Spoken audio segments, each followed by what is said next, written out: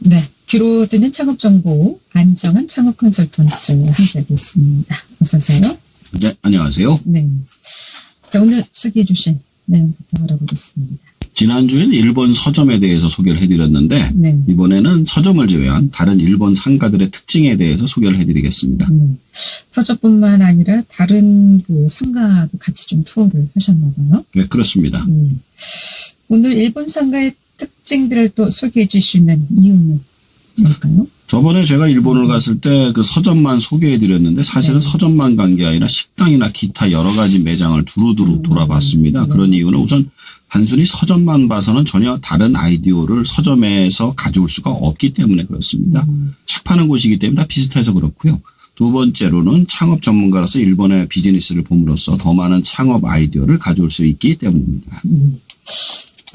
지금 우리나라 경기가 참 안 좋다고 하는데 반면 뭐 미국이나 일본은 경기가 참 좋다고 얘기를 들었거든요. 상황은 좀 어떻던가요?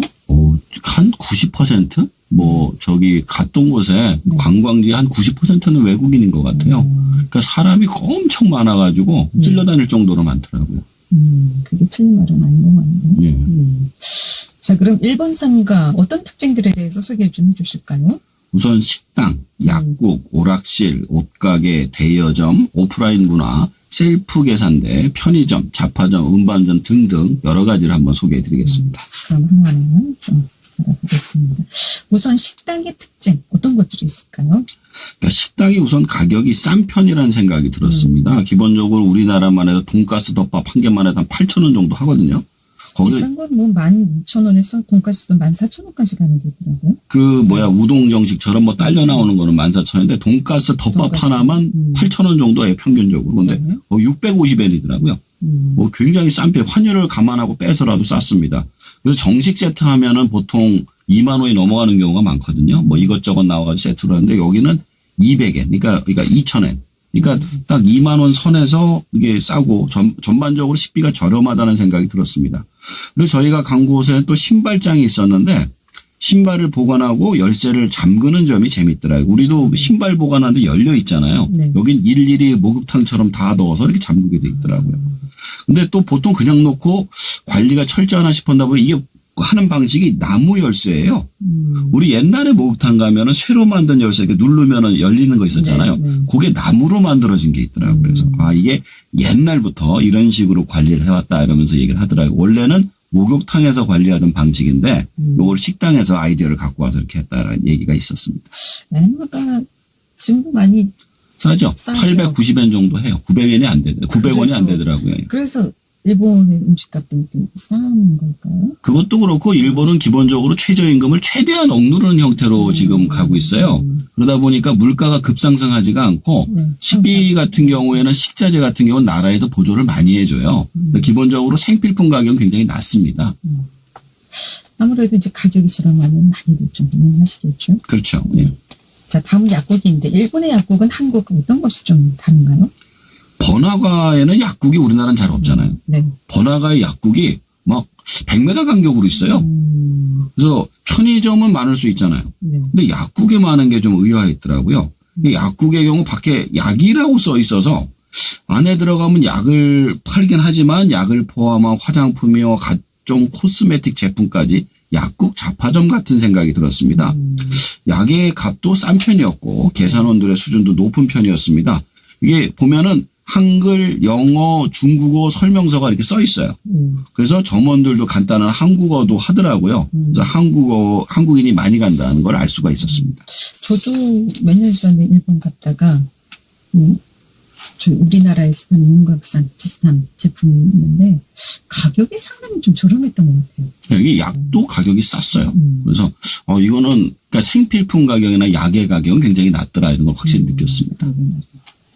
그리고 오락실도 언급하셨는데 오락실은 어떻게 좀 다른가요? 우리나라 오락실도 이제 별로 없잖아요. 근데 일본은 아직도 많더라고요. 네. 특히 가짜 뽑기 이렇게 돌려서 뽑는 거 있잖아요. 동전 넣어서. 네.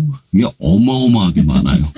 그리고 유희왕 카드 게임 같은 게 있어요. 근데 이거를 그러니까 우리 포커 하듯이 사람들이 테이블에서 이렇게 하는 걸 볼 수가 있습니다. 네. 그래서 카드의 값이 비싼 편이었는데 18,000원, 그러니까 18만 원에서 2만 원, 20만 원 하는 카드도 있더라고요. 그래서 아예 카드를 판매대에 놓고서 잠궈놓고 호출 버튼을 눌러서 판매를 하는 걸 볼 수가 있었습니다. 그리고 카드 자판기가 있어요.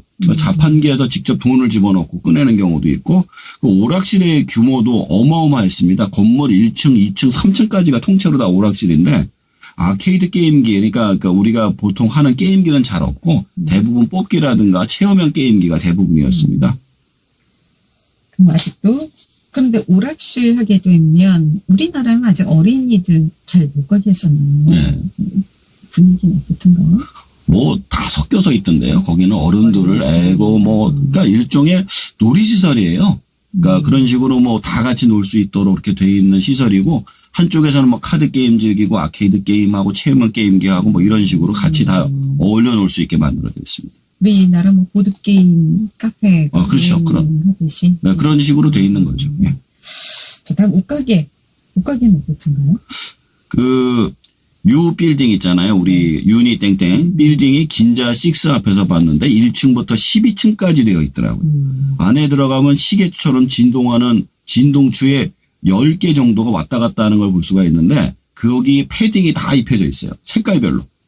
쫙 해서 들어갈 때부터 아주 사람을 압도를 하더라고요. 각 층의 옷이 남자, 여자, 속옷, 패딩 순으로 정리가 돼서 판매를 하고 있습니다. 각 층의 계산대가 양쪽으로 두 가지가 있는데, 한쪽은 무인 계산대, 한쪽은 유인 계산대입니다. 무인 계산대는 이렇게 옷을 가져와서 이렇게 툭툭 던져 놓으면 자동으로 계산이 돼, 카드만 꽂으면 자동으로 계산이 되는데, 한쪽에 유인 계산대만 사람이 엄청 많고 무인 계산은 사람이 없는 거예요. 왜 그런가 봤더니 거기 온 사람들이 대부분이 외국인이라서 면세 구매를 하려고 그런 거라고 하더라고요. 그리고 나가는 사람마다 진짜 한 보따리씩 그렇게 옷을 사가지고 나가더라고요. 옷 가격을 이렇게 봤더니 한국하고 거의 차이가 없어요. 비슷한 것 같아요, 가격이. 가격 대비 옷도 좋더라고요. 옷도 상당히 품질이 좋고요. 그래서 그런지 그 비싼 땅 한가운데 그 싼 옷을 팔아가지고 빌딩을 세웠다는 게 참 놀랍더라고요. 그리고 12층 맨 위에 그 유니땡땡 커피가 있어요. 거기서 전망대를 보면서 마실 수 있습니다. 그래서 야, 이렇게 싼 옷을 팔아서 거대한 빌딩을 일본의 중심가에 세우다니 대단하다는 생각이 들었습니다. 네. 일본은 왜 관광객들이 많이 갈까 싶었는데, 물가가 일단 저렴해서 그렇죠. 많이 간다고 할 수가 있겠군요. 그럼 대여점에 대해서도 좀 볼까요? 일본의 대여점 어떤 식으로 운영되고 있습니까? 자, 우리나라 대여점은 이제 거의 사라진 서비스잖아요. 네. 뭐 만화 대여점, DVD 대여점, 비디오 대여점 다 없어졌잖아요. 일본은 아직도 많이 하고 있습니다. 쯔따야 매장에서 DVD와 만화책을 대여해주는 DVD가 있었어요. 근데 DVD는 원래 케이스가 있잖아요. 이렇게 넣는 게. 네. 그 케이스가 그렇게 생각할 수 있는데, 만화책의 경우 케이스처럼 DVD처럼 케이스를 따로 만들어서 그 안에서 보관을 해서 대여를 해주는 것이 특이했습니다. 책 케이스 있듯이 그런 예, 그렇죠. 그러니까 그 껍데기가 따로 있어서 그 책을 거기다 넣어서 이렇게 보관을 하더라고요. 그리고 살균기가 있는데, 아마도 빌려줬던 책은 살균을 해서 따로 보관을 하는 것 같습니다. 그러니까 나갔다 오면 누군가의 침이 묻어 있을 수 있으니까 뭐 살균기에 넣어서 살균을 하는 것도 봤고요. 요즘 또 코로나 그렇죠. 그 외에도 그 옆에 지나간 중고 DVD를 판매하는 매대가 따로 있어서 우리나라에서는 이미 없어진 대여 서비스를 한다는 점이 놀라웠습니다. 그렇다고 넷플 땡땡이나 뭐 디즈니 땡땡 이런 거 있잖아요. 네. 그거 안 보는 것도 아니에요. 편의점에서 5,000원의 일회용 서비스를 판매를 하더라고요. 기간이나 볼 수 있는 정도를 확인을 못했지만 굳이 가집을 하지 않더라도 사서 잠깐 보는 정도로 쓸 수 있다는 점이 좋았던 것 같습니다. 유행은 돌고 돈다고. 요즘은 뭐 자동차에서 CD기도 없어지는 상황인데 예. 언젠간 다시 또 DVD 유행할 시절이 오지 않을까 싶네요. 뭐 그렇게까지는 아니고 우리나라는 지나가면 다 없애버리잖아요. 네. 근데 일본은 그게 그대로 남아있더라고요. 그 어떤 만약에 DV점이 있었다 그러면 계속 DVD를 해서 그 웃기는 게 쯔따야에서 DVD 플레이어, CD 플레이어를 팔더라고요. 그러니까 우리나라는 지금 그 전멸을 했죠. 아예 전자제품 상가에도 없어요. 근데 일본은 어떻게 보면 가업을 중시하는 문화 때문에 그런가요? 뭐 그런 것 같아요. 그러니까 어떤 사람이 어떤 업종을 하면 그 사람들이 다른 거를 버리지 않고 계속 이용을 하더라고요. 자, 오프라인 문화도 다르다고 말씀해 주셨는데 이건 어떤 의미에서 좀 다를까요? 우선 도장 파는 곳이 엄청 많았습니다. 도장 파는 곳이요? 예, 도장. 우리는 도장을 새기잖아요, 가서. 네, 네. 거기는 다 새겨서 팔아요. 성이 엄청나게 많아요. 일본은 아직 사인을 활용하지 않고 도장을 활용하는 문화가 있는데, 성이 워낙에 많다 보니 엄청난 수의 성이 써 있는 도장을 종류별로 판매를 하고 있습니다. 그 중에서 도장이 아주 작은 사이즈인데 도장집하고 같이 세트로 판매하는 걸 봤습니다.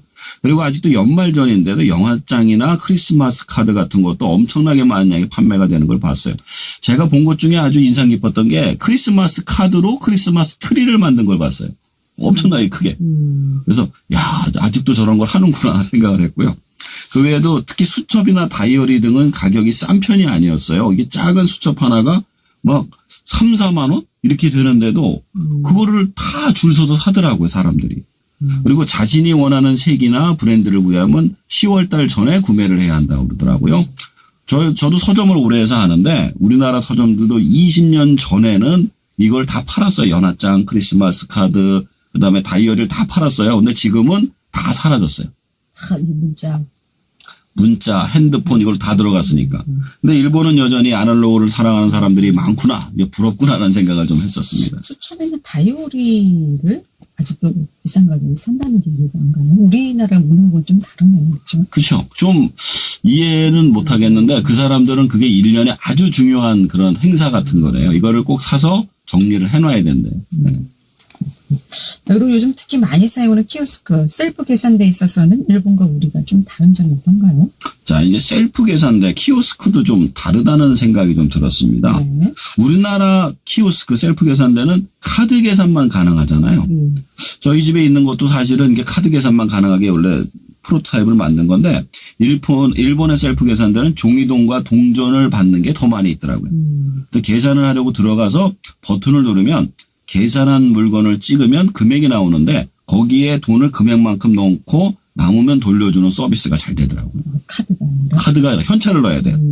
카드기 따로 있어요. 그리고 쯔따에서도 물건을 사는데 현금 계산대가 3대면 카드 계산대가 1대더라고요. 그만큼 현금을 많이 사용한다는 얘기네요. 그렇죠. 현금. 가서도 동전 때문에 굉장히 곤란하더라고요. 주머니에 이만큼씩 들어가 있어가지고. 근데 그거를 다 일일이 해주더라고요. 다른 것도 마찬가지고요.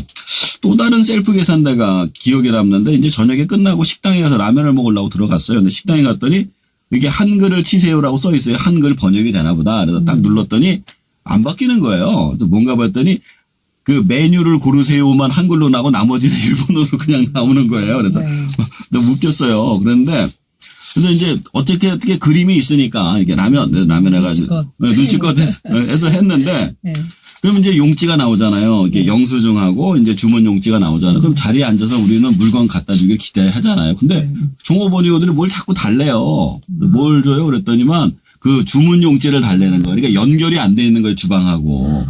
그 주문 용지를 보고 별도로 이제 다시 줘야지 음식이 나오는 거예요. 그래서 셀프도 아니고 뭐지 도대체 그런 생각이 들더라고요. 아직은 일본이 아날로그네요, 그죠? 네, 그러니까 우리나라는 다 반만 자동이 된 거죠. 반자동이 된 거죠. 자, 그리고 다음은 편의점인데 많은 분들이 아시다시피 일본은 편의점 왕국이라고 불릴 정도로 편의점도 많고 물건도 어마어마하던데요. 우리나라 편의점도 작잖아요. 여긴 커요. 한 2배 이상 되고요. 편의점이 굉장히 많았는데 시내에서는 100m도 안 되는데 몇 개씩 있었더라고요. 이게 웃기는 게 우리나라는 그래도 좀 같은 상호는 안 들어가잖아요. 여기는 웃기는 게 로손이면 로손이 쭉 있고 뭐 세븐이면 세븐이 쭉 있고 이런 식으로 있어요. 세븐이 많았던 것 같아요. 지금. 그러니까 그게 지역마다 달라요. 세븐 많은 지역은 세븐만 쭉 있고 로손 많은 지역은 로손이 쭉 있고 뭐 그다음에 패밀리 그 있는 쪽은 패밀리만 쭉 있어요. 그래서 재밌더라고요. 그래서 거기다 이제 외곽으로 나와서는 대부분 주차장을 낀 넓은 공간에 판매를 하는 것이 특징이었고요. 그리고 화장실이 다 있어서 무료로 쓸 수 있다는 점도 좋았습니다. 돈을 언제든지 찾을 수 있도록 ATM도 있었고요. 복사, 팩스 등의 문구점에서 할 수 있는 걸 전부 할 수 있게 되어 있습니다. 잡지도 많이 있었는데 우리나라도 과거에는 편의점에 잡지를 많이 팔았어요. 지금은 없어졌죠. 서서 읽는 사람들이 꽤 많았습니다. 그리고 또 음식을 사면 전자레인지에서 데워서 우리가 먹잖아요. 점원이 데워주는 것도 신기했어요. 재미있는 것은 아까 말씀한 대로 로손이 있는 동네는 로손만, 세븐 있는 동네는 세븐. 그러니까 막 섞여 있지 않고 계속 그것만 있어요. 그리고 그 지역의 특징이 아닌가 생각이 들고요. 편의점이라는 것이야말로 일본의 서비스가 과거, 현재, 미래가 다 같이 공존하는 그런 걸 한 번에 볼 수 있는 장소였다라고 생각이 듭니다. 식당을 이용하지 않아도 될 것 같아요. 얼마나 참 놀라운 소리인데, 제 아시는 분이 일본을 갔더니, 그 부장급 이상들은 식당을 가서 밥을 먹는데, 그때 일반 평사원들 같은 건 돈이 없으니까 다 편의점으로 가서 먹는다고 그래서 그러더라고요. 그렇게 다양하게 네. 먹거리가 많이 났군요. 예. 네. 자, 다음으로는 잡화점을 이야기해 주셨어요. 잡화점이라고 하면 뭐 온갖 물건을 다 취급하는 곳 아닐까 싶은데, 일본에도 잡화점이 있습니까? 아유, 많죠. 돈키호테라고 해서 유명한 잡화점이 있는데, 네. 정신이 없더라고요, 들어가니까. 그 신주쿠에 있는 돈키호테에 다녀왔는데, 일단 들어갔는데, 뭔 물건을 이렇게 정신없이 전시를 했는지 정신을 차릴 수가 없더라고요.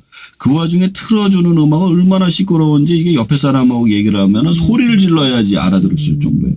그리고 사람이 너무 많아서 다니기도 힘들었습니다. 마침 갔을 때 한국에서 수학여행 온 여학생들이 물건을 사고 있는데 막 소리를 지르는데 정신이 하나도 없어요. 그래서 4층에서부터 내려오려고 4층을 엘리베이터 타고 올라갔는데 4층에 고가 명품 브랜드가 있는 거예요. 구찌니 샤넬 이런 거 있잖아요. 그런 것들이 쭉 있는 거예요. 표결. 그래서 이런 것도 파네.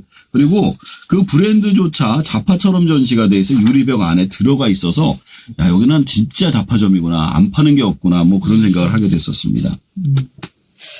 우리나라는 상품 진열이 정말 잘 정돈이 돼 있는데 네. 여기는 진짜 창고에 물건 쌓아놓듯이. 그렇게 됐더라고요. 거기 돈키호테는 그렇더라고요. 그래서 도대체 분류를 모르겠더라고요. 이게 한국 사람들 잘 찾더라고요.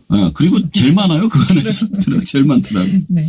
저는 일본의 식당을 비롯해서 야구, 오락실, 옷가게, 대여점, 오프라인 문화 등 다양한 일본 상의 특징에 대해 소개해 주셨고 또 우리와의 차이점도 짚어주셨는데 마무리 다시 정하고 끝내겠습니다.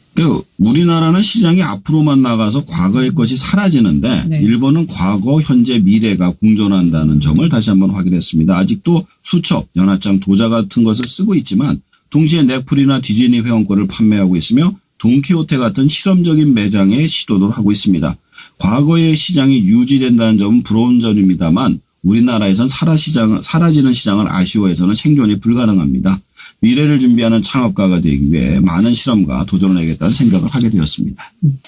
우리 옛것을 너무 이렇게 신문물을 접하는 것보다 옛것을 좀 꾸준히 이어가는 것도 어떻게 보면 한 방법이 아닐까 싶은 생각이 드네요. 네.